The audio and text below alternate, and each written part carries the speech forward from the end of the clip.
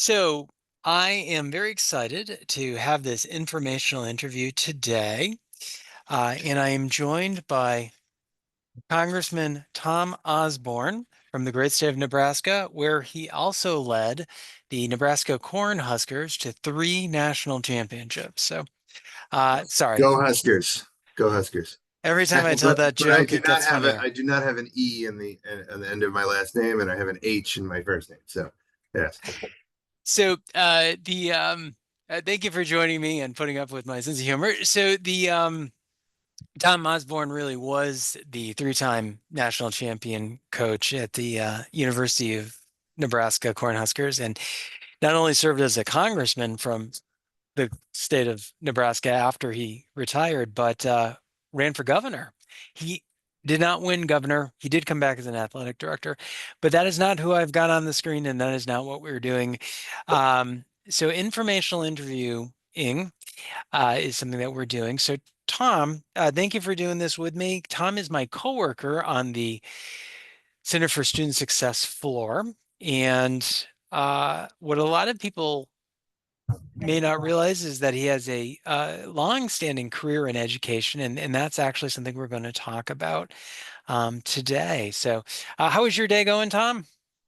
Very well, sir. Thank you for having me. I really appreciate it. Things are going well. Things are going well. Fantastic. All right. Um, just as a refresher, if you could tell me what your actual job title is currently Sure. and what you Uh, do. Yes. So my name is Dr. Thomas Osborne, and I am the director of the Student Accommodations and Support Services here at Elms College, which means I'm in charge of making sure that every student has all the accommodations they need. And this could be for a disability. This could be for a physical condition, such as a broken ankle or a concussion. And I also deal with pregnancies and the accommodations in collaboration with the health center that go with them. Excellent. And prior to this position, you had another role or other roles. Could you talk a little bit about those? Sure. I spent 20 years in K-12 public education here in Massachusetts. I spent 2 years in New York, where I'm from, in New York City, and then I moved to Massachusetts, where I had a successful career as a teacher and an administrator. So I was as well, a middle and high school teacher, and I was an elementary, middle, and high school administrator, as well as a principal, a SPED director, and a business manager in K-12 education. So I really sort of ran the gamut of all the positions. So, education is actually an area I've been often interested in pursuing or exploring at the very least, possibly becoming a teacher or something along those lines. How did you become interested in that career? But I was always interested in teaching, but I had been working for a Newsday a New York Newsday for almost 7 years, and I was given a chance to enter a master's program at night to get my teaching certification. And I earned a scholarship due to my performance in my undergrad.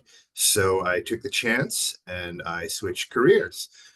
So I went from working at Newsday in both advertising and editorial, and as well as a sort of on the tech side, and switching into teaching because I was given that chance by a college advisor who thought that I would be a good teacher. Luckily, they were correct. So that's how And I so, ended up in education. did you have to get a doctorate to do that? No, so I had a bachelor's in English literature, and then I got a master's in an MAT, Masters of Arts of Teaching in secondary English literature education. So that allowed me to get my teaching certificate in New York City, and then I taught on that certificate, and then I became certified in Massachusetts through sort of, just through a kind of a collaborative certification, because coming from New York at the time, all I had to do was take the teacher's exams because I had the degree. So I took the MTELs, I passed those, and I got my Massachusetts certifications, and then proceeded to teach, and then was given a nod for administration that I wanted to do. I got a CAGS, a Certificate of Advanced Graduate Study to certify for administration through UMass Lowell. And then I became an administrator and proceeded to my terminal degree through American International College in Springfield in educational leadership, planning, policy, and finance. So Interesting. yeah, so I wanted a terminal degree because I wanted to contribute to the knowledge base. I wanted to learn as much as I possibly could. So that's how I ended up with a doctorate. Now, I've always been a little intimidated by the school day. Could you talk a little bit about what an average day was like as a teacher? Absolutely. So as a teacher, it's very different from teacher to administrator. So a teacher, your average day includes teaching your course load, as well as a lunch block and a preparatory, a free block. Oh, So for instance, if there are seven periods in the day, you would teach five and have one for lunch and one for your preparatory period to, prep lessons, grading, work on curriculum initiatives from the district. So that was a very structured day versus the day as an administrator, which would start 2 hours before the teachers and end 2 to 3 hours after the teachers. And you were pretty much running all day long, either putting out fires or doing disciplinary hearings or building curriculum or looking at professional development, planning your faculty meetings. As a special education administrator, I ran IEP meetings, and then there were follow-ups with all the paperwork and the kind of the legalese part of it as well to make sure everything was fulfilled. And then, as a business manager, it was a complete budget and then meeting with people along the way to see what their needs were, balancing the fiscal responsibilities with the educational responsibilities. So each role was very different, but what I would say is they were all very intense and they were all, if you want to do a good job, you have to be very driven and be a very good juggler of information because there's so much information that comes at you in the educational field that it's. I always say take good notes. so this makes me a little reticent because I was already a little nervous about possibly having to be at work for 6:30, but it sounds like for an administrator, it's even earlier. Yeah, administrator, you're really on 24/7. So for instance, if the day would start at 7:30 for teachers, I'd be there by 6 in the building, sometimes opening the building, sometimes before that to prepare for meetings and everything. And then if the day would end at 2 o'clock or the 1:57 or 2:15, I was probably there to 6 to 7 at night every night. So they were 15 to 18-hour days on average. And that's the mathematical fiscal equation that people don't realize is that yes, an administrator can make $100,000, but they work year round, and their days are 15 to 18 hours long during the school year. So per hour, they actually make less than the teachers. So yeah, you really have to have a love for it if you want to do it. It's very stressful, very high stress position, especially with all of the every year the pressures by the state and the requirements by the state would increase, but with no funding. So do more with less, and then do more than that with less than that. So that's really the name of the game. So. So aside from the $100,000 a year salary, why would someone want to do that? Well, I don't know about others, but I wanted to affect positive change and sort of as a teacher, if you view education as like a small pond, you drop a rock in a small pond, it makes a small ripple and so on and so forth. And the ripples only go to the edge of the pond. Well, when you're an administrator, you have a bigger pond, perhaps it's a lake. And then you are dropping giant rocks and making global decisions where these would then have a larger effect, and you can train your staff and hire your staff, set the culture and the climate. So you're affecting a greater number of students, and then so on and so on and so on and so forth. So it's it's sort of that pathway. But I was also interested in the mechanism, the machine of education. How does it work? Why does it work? Why do we do this like this? What is the reason? Is there a better way? Is there a more efficient way? Is there a better way for students? Is there, I found great success in K-12. But 20 years is a long time. So I'm very happy to be part of higher ed now, where I think I fit, at this point in my career, I fit better and I can give back a little bit better at the higher ed level. Well, you've done a good job of illustrating some of the responsibilities, the challenges. Mm. I'm wondering, as you look back over your time, and you said it was 20 years, Yeah, 19, 20, yes, depending how you count it. was there any move looking back on it where you wish you'd done something either sooner or differently in order to advance in your career uh, more rapidly? Something that if Well, you I could was, go back and yeah, do differently. so I was a pretty rapid rise. I was, older when I came to education. I wasn't 22 years old right out of my bachelor's, so I was, 26, or 25.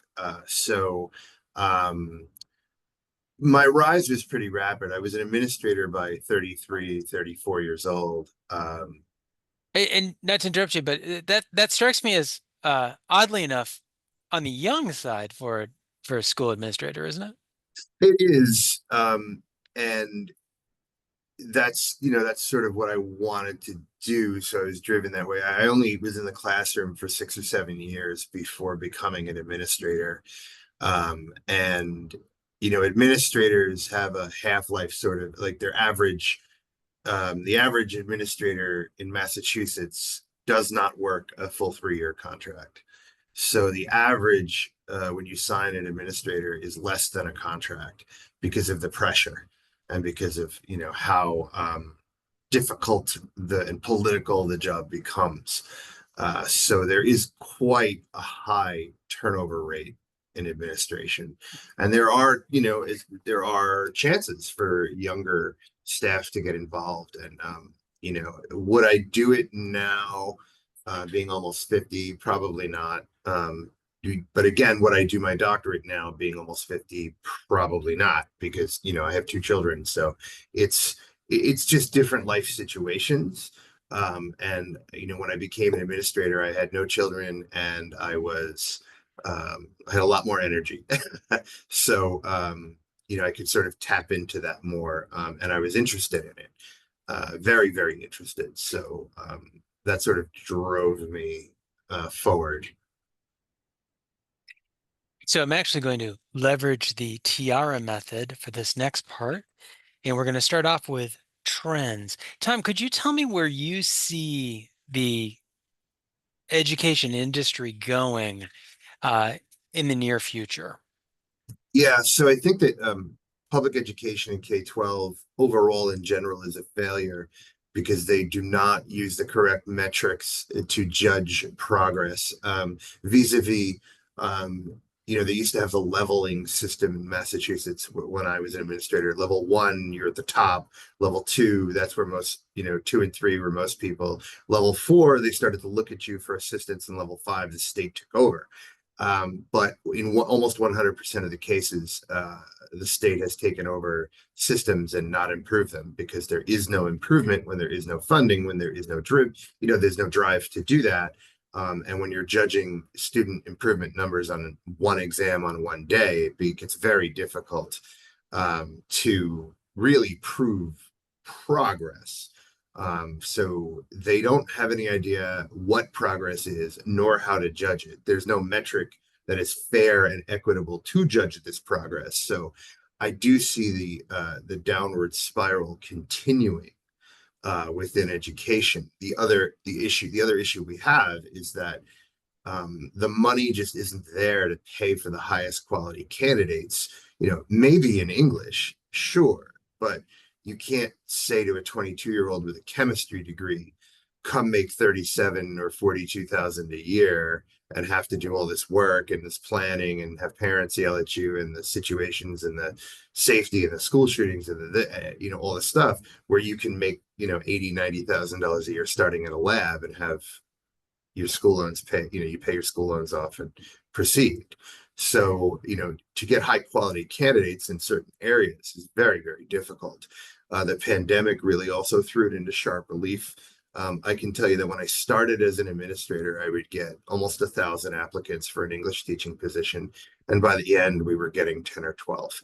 So it's almost like, not that it's a dying field, but it just, the field cannot support the correct decisions that need to be made. And the whole system, and in my thoughts are that the whole system's a failure, because if you are an assistant teacher and you report to a teacher, well, that teacher's more experienced with more degrees and more, knowledge. And then the teacher reports to an administrator that hopefully is more experienced and has another certification. That administrator reports to a superintendent that most likely has a doctorate and that has, 20, 30 years in the field, their experience, and so on and so forth. So that all works. Then the superintendent reports to the school committee that are elected, that have no requirements other than, are you 18 years old? So I've definitely stood in front of school committees where not a single member graduated from high school, and they were voting on chemistry textbooks when none of them had ever taken chemistry. So it's, that whole like local control and school boards, and again, they make decisions based upon stakeholders who voted them into office versus what's actually good for the students. So, the school committees ban the books, not the teachers, not the superintendent. The school committees make that decision, and they really are the driving factor. And when you do have someone or a group of people in power that aren't certified and don't know what they're doing, it would be as if, 5 people with no experience were deciding how your surgery should go. That makes no sense to me. This is good. We've actually crossed into the second part of TR, which is Mhm. insights. So you had talked a little bit about underperforming schools, and Yes. it was very interesting for a couple of reasons. Um, because you're probably aware that the city of Holyoke until probably a couple of weeks ago was under state control for Mhm. their schools. Their schools were under state receivership, and Springfield has had some level 4 and level 5 schools as well. Uh, and overnight, we learned that the Trump administration was actually taking money out of schools.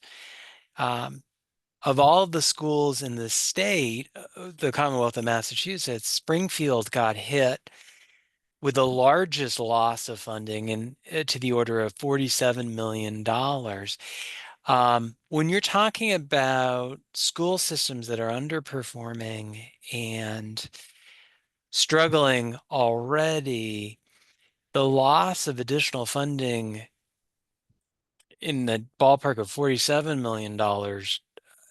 Now, a lot of other school districts, I think New Bedford or one of the Southeast Mass schools lost like 1 or 2 million.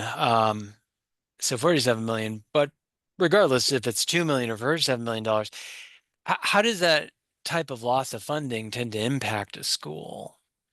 So, for obviously it depends. Can you draw a line between funding and success? Absolutely not. As proven by the state has not improved Springfield. That they haven't. So they threw money at the problem. It didn't work, because that's not how the problem. That's not the issue. The issue isn't that you can't cut a check. Um, so, but it is a negative effect when you lose money from a system. So what it says is that the federal government, in this case, has no faith in the state to improve Springfield. Frankly, Neither do I. I have no faith in the state to improve anything in regards to education. In Massachusetts, we have the MCAS, or had anyway, and it was a completely biased test that did not prove anything, and it was a waste of time, and it did more harm than good. But that was the metric that the state used, and they're very. It's very common for the state to say, well, you have an attendance problem. Okay, well, how about some resources to help? And then they don't give you resources. So nothing gets better. And resources can be fiscal, they can be climate or cultural. And that's really where the system gets hit, because you're cutting all of these co-curricular programs, not extracurricular, they're co-curricular. All the studies say that if you are on a club or a team and it's an active season, you do better in school. So these are the things that really need to help. We saw during several presidential administrations, the Bush administration, the Obama administration, they increased the length of school days. Well, that's not going to help. It did nothing for the numbers. In fact, in some cases, it made it worse because it is not about quantity, it's about quality. So, we saw magnet schools and charter schools and Horace Mann schools, and they keep just doing these solutions as if they're magic bullet solutions, like one solution. That's not going to work. You have to take a look at what the individual culture is and climate of the school is, where the problems lie, and break the data and analyze them down from there. Let me So, let me ask you this. Much of what you're talking about, it sounds like a very demanding, draining, um, impossible kind of field. How how or can educational professionals avoid burnout, and do they? most do not avoid burnout. Um, and burnout comes in many forms. So you can burn out and leave the career, or you can burn out and quiet quit, or you can burn out and say, fine, this is what you want. It's a terrible decision. It's bad for the kids, but you say, I do, and I'll do it. I don't care, and throw my hands up and get my check. So that's a form of burnout too. I can tell you that pretty much my teaching methods were um, considered like strange, or I didn't follow curriculum that they gave me. I didn't teach the way the other members of the department taught, and yet my numbers were far better, far better. So in New York City, when I was teaching, they gave numbers out plus or minus at the end of every year, and the range was -3 was 3% down from the former year, +3 was 3% up from the last year on the standardized tests. So if there were a couple fours and fives, which were really good, my number was 37. So I was the highest in the city, and over 100,000 teachers. When I came to Massachusetts, I taught in North Brookfield. I was the first time that the entire grade got proficient or advanced on the MCAS. There's a Hannaford's there, isn't there? Correct. Right across the street. And when I taught in Webster, I was given, I was put into the English department specifically to improve their scores and improve the teaching in that department. And of course, people were very possessive, and they taught the MCAS courses and everything else. So they gave me their 18 lowest performing students, and 16 out of 18 got advanced level of understanding, and the other two were one or two questions away from getting advanced level of understanding by the end of the year. And after that, they gave me the MCAS courses. So my methods of teaching follow research. So I was a narrative teacher in English, connecting the stories to real life, making it real for the students, doing experiential learning, getting them out of the classroom, getting them out of their seats, getting kinesthetic lessons, audio lessons, visual lessons, tactile lessons, project-based learning, group learning, independent learning, multiple modalities of teaching. And I tried to be as innovative as I could. And that's what drove the success. Now, to be fair, I had a principal that hired me for that purpose. And the deal was, when we shook hands, is that he stayed out of my way. and that he stepped in and said to the department chair that they have no power over me. I do what I want, when I want, how I want, and that if I did not produce results, they could get rid of me. And I was very confident, so that worked out. Um, Let me so, let me ask you this. So, for someone entering the field, what would your advice to them be? so my advice would be, um, keep your mouth shut and do what you have to do to keep the lights on.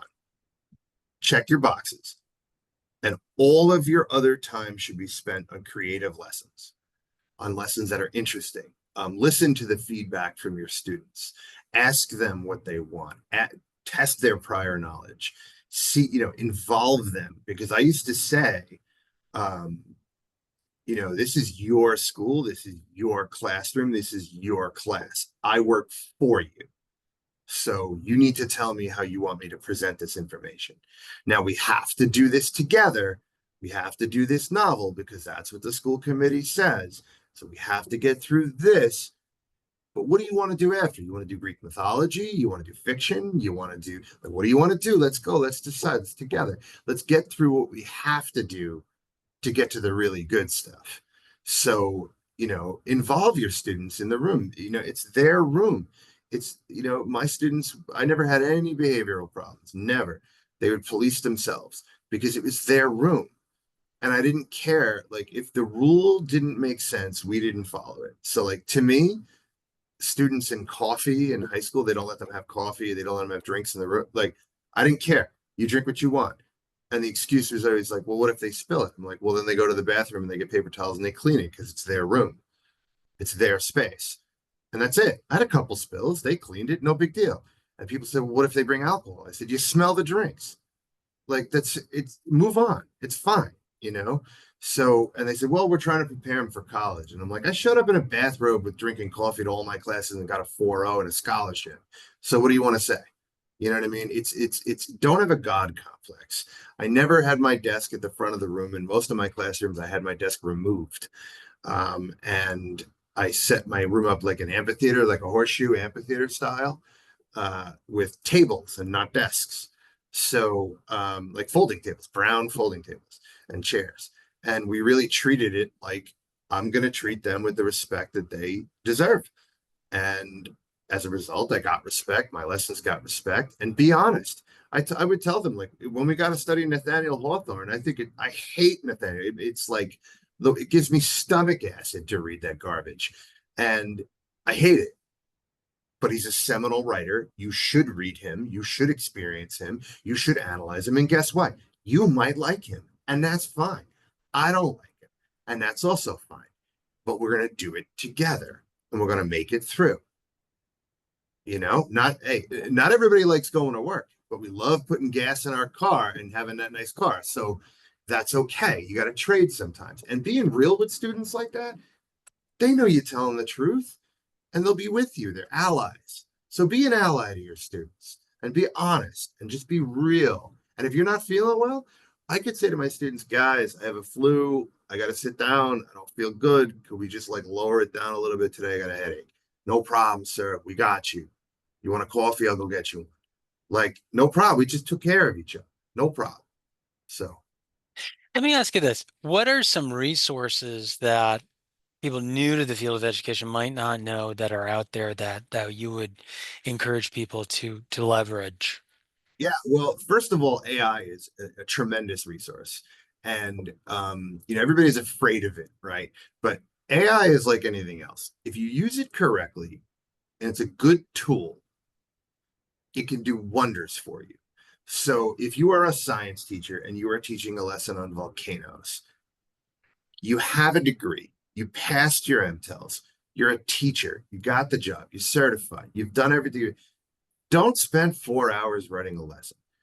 Ask ask GPT, ask AI, say, hey, I got a seventh grade class. Can you give me, show me, create for me an interesting lesson on volcanoes? Print it out, do it again, a couple times, all different lessons. Take a look at them, harvest what you like, and use it as a springboard. It's a jumping off point. AI is very powerful.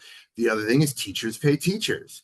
The other thing is look up schools that happen to have very high rates of scores or success in your area, and call them and say, can I get on the horn with your science teacher? What do you do for this? Do you have anything interesting? Can we share? Can we collaborate? Go to seminars, go to PD, and realize that you're going to go to 8 hours of PD and it's going to be garbage. But if you find that one spark for one lesson that you can use and you can harvest it, that whole day is worth it. It's great. So go use as many different resources as you can. Don't be afraid to Google. Don't be afraid to ask. Don't be afraid to go to a teacher in your building that the kids love and say, why do the kids love you? Can I watch your class? Can I sit in here? Can I take notes? Can you show me? Show me what you're doing. My wife taught art. I taught English, and I would raid her file cabinet all the time for her lessons and look, how does she teach it? And so many times I'd be like, oh, I can use that to present this. So hopefully she doesn't see this recording, but but that's really it. Don't be afraid. Try something new. It might crash and burn. That's okay. Roll it and tell the students, I've never taught it like this before. We're going to try something new today together. Let's go. Be And just collaborative. and when you say PD, you mean professional development? Sorry, yes, a little alphabet soup. Professional development. Go online and look up the research and see. I would ask, people are afraid to ask for PD as a teacher. I would ask for PD all the time. Oh, how much does it cost? 20 grand. Well, you're not going. Okay. And then occasionally, how much does it cost? 5 grand. All right, I can find the money for you. You can go. Whoa. So always just keep asking for PD. Ask. If they say no, they say no, but ask. So, And uh, and then I'm wondering, did you have any uh well actually when you would hire teachers, correct? oh, hundreds, yes. And so were there products that you would see when you would maybe on their resume or in their portfolios where you'd be like, oh, I'm really excited to look more into this candidate. Um, Absolutely. Um, what would some useful assignments that someone should be doing ahead of time so that they can either have them to talk about in the interview or yeah. share that might improve So their value? for what I can tell you is I loved seeing organized lessons, okay, with purpose, with spark, with all the pieces that you expect, the learning objective, the target for the product, the details, et cetera, et cetera. And hold on 1 second for me. So that's all fine and good, but I looked for weird. I want to see something new. I want to see something creative. So I'll give you an example. I was hiring an elementary school teacher. Okay. And she said, check this out. I brought a lesson on meteorology for second graders. And I said, sure, show me it. And she opened her laptop and she hit play. And it was a video of her in a costume doing the weather as somebody named Gale Force Winds, and she did the weather in disguise and then talked about weather as if like students we're going to watch this super cool NASA weather video, and it was her like reporting from Mars and the wind on Mars today, and she was able to loop weather into a lesson about the planets and use her own self as another resource. So there was two of her, and it was just the most brilliant, different, creative, funny, vulnerable lesson I've ever seen for an elementary school student. And it was beautiful. And I hired her on the spot. Oh, I said to her, I'm going to hire you. I'm going to offer you the job right now. And then I'm going to continue your job interview and check the boxes. Okay. And she said, okay. I said, do you want the job? She said, absolutely. I said, okay. So you accept? She says, I do. I said, okay, let's move to question 4. wow. So what would you do in this situation? Like it was so brilliant, and she ended up one of my most brilliant teachers, a teacher leader. Within 3 years she became a literary coach outside of the classroom, teaching other teachers how to deliver curriculum. Brilliant. That was gonna be my follow-up question is how'd you do? She's gonna brilliant and young and young and 20. I hired her. She was 23 years old, and by the time she was 26 she was a teacher leader. And I guarantee you she'll be an assistant superintendent for curriculum within 5, 6 years from now. Um, she's just brilliant. And you know it when you see it. And very often principals are afraid to take the leap of faith on somebody. Um, and I find that my staff, the best staffs I've ever had, have been sort of a box of misfit toys. And if you think about it, Toy Story made billions. So and they were just a group of all different misfit toys. Oh, So, um, we everybody wants to hire that, like, I find anyway, other administrators want to hire that, like, vanilla in the box candidate, whereas I want to hire innovators who are unafraid to have a lesson crash and burn. let me ask you this. Who else do you think I should talk to? Ooh, that's a good question. Um,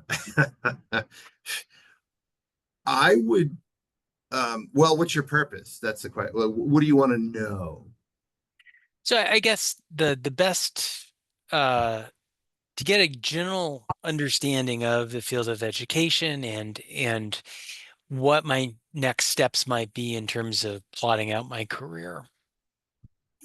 So I would say if you're going for higher end, right, I would talk to somebody extremely experienced and then talk to a brand new professor as well to get that spectrum. If you're going into K-12, for, I guess full disclosure, I won the Education Innovation Award at Fenway in 2022 for my work in founding virtual schools in Mass during the pandemic. Oh, So I am a change agent. I'm a Delta. I'm an innovator. I'm not vanilla. I'm not like the run of the mill. So perhaps talking to somebody who is run of the mill, who is, to give you the more in the box view of teaching and education, would help just to round out, because I'm not saying that my way is the only way, but I am saying that my way worked for me and it worked more importantly for all of my students. So, nothing works in every situation. You have to really tailor yourself. But I do believe pushing for innovation, well, you have to keep the lights on, so check all your boxes, do the worksheet that the department wants you to, fine. But be as innovative as you can, be vulnerable in your innovation. And if something fails, be honest with your students, get feedback as to why, make changes, be like water, change and modify and flow. Don't be stagnant. Stagnant water gets gross. Be flow, be a seeker, And if you're a math teacher or an English teacher or a history teacher, and you find yourself going home every day and watching 5 hours of physics documentaries, go get your physics license. Maybe teach a physics course. I've seen English teachers become art teachers. I've seen oh. art teachers become biology teachers. I've seen biology teachers become elementary school teachers. I've seen elementary school teachers become PE teachers. So your career can be in flux and you can be very satisfied by that. So I would say to you, to get a more varied, holistic view, you should talk to somebody who is an in the box thinker, who is in the field for a long time, or maybe not, maybe 10 years, maybe 5, but just to get a more vanilla approach, because that approach can and does in situations also work. If you're not vanilla, would you be Rocky Road, Chunky Monkey? What flavor would you be? Probably banana. Banana. Okay. Yes, yes. Well, I'm enjoying this conversation. I could talk to you all day. However, I did promise you that we would keep this to about 30 minutes, and we're right about 30 minutes. And so I want to thank you. This has been very informative for me, and I appreciate So you going on the record with me. not a problem. And I wish you good luck in finding any information. If you want a follow-up interview, I'm more than happy to talk at any time. I appreciate that. Um, Thank you. I'm No just problem. looking for the stop recording button.